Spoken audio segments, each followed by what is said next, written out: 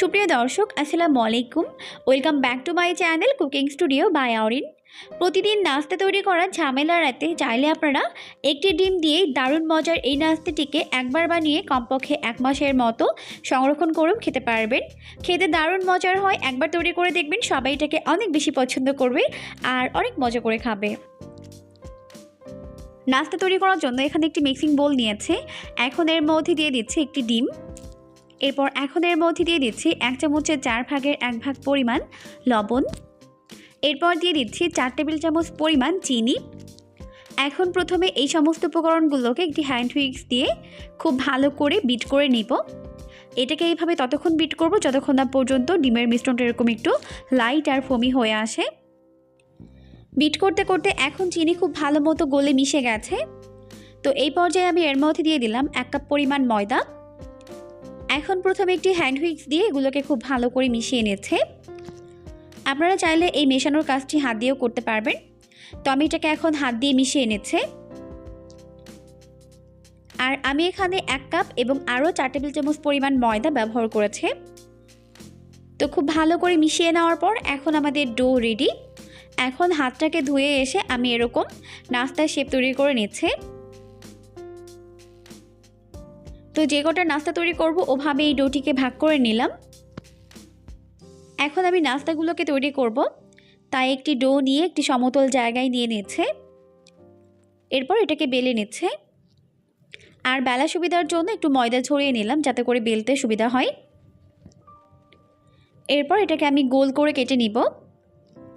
আপনারা চাইলে এই কাটার কাজটি এখানে গ্লাস ব্যবহার করতে পারবেন বা এরকম স্টিলের বাটিও ব্যবহার করতে পারবেন।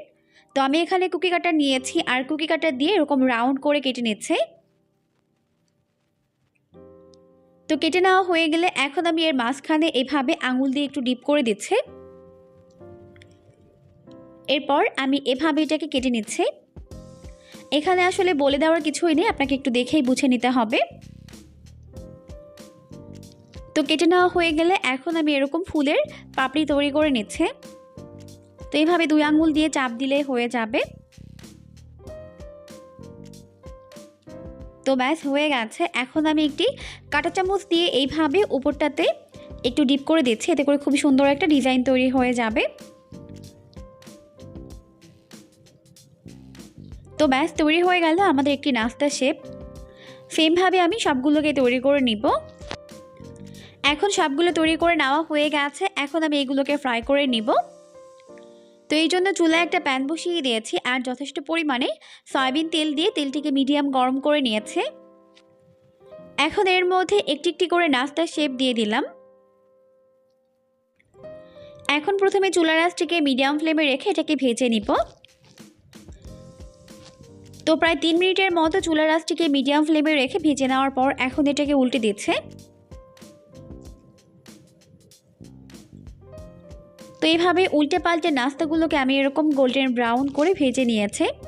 তো এখন ভাজা হয়ে গেছে। এখন আমি এগুলোকে তেল ছড়িয়ে তেল থেকে উঠিয়ে নিব। আর এই নাস্তাগুলোকে ভাজতে আমার 5 মিনিটের মতো সময় লেগেছে। তো এখন উঠিয়ে নিচ্ছি।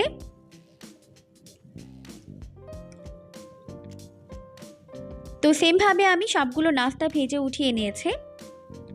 আর যদি আপনারা এটাকে সংরক্ষণ করতে চান তাহলে একটু ডিপ করেই ভেজে নেবেন। আর যদি সংরক্ষণ করতে না চান সেক্ষেত্রে হালকা করে ভেজে নিলেই হবে। এখন চাইলে নাস্তাগুলোকে ঠান্ডা করে কোনো এয়ারটাইট বক্সে রেখে কমপক্ষে 1 মাসের মতো সংরক্ষণ করেও খেতে পারবেন। আশা করছি আমার রেসিপিটি আপনাদের কাছে সহজ এবং ভালো লেগেছে। ভালো লাগলে অবশ্যই বাসায় ট্রাই করবেন, দেখবেন পরিবারের সবাই এটাকে অনেক বেশি পছন্দ করবে আর অনেক মজা করে খাবে। পরবর্তী ভিডিও দেখার আমন্ত্রণ জানিয়ে আজকের মতো বিদায় নিচ্ছি। আর হ্যাঁ, ভিডিওটি ভালো লাগলে লাইক, কমেন্টস এবং শেয়ার করতে কিন্তু একদমই ভুলবেন না।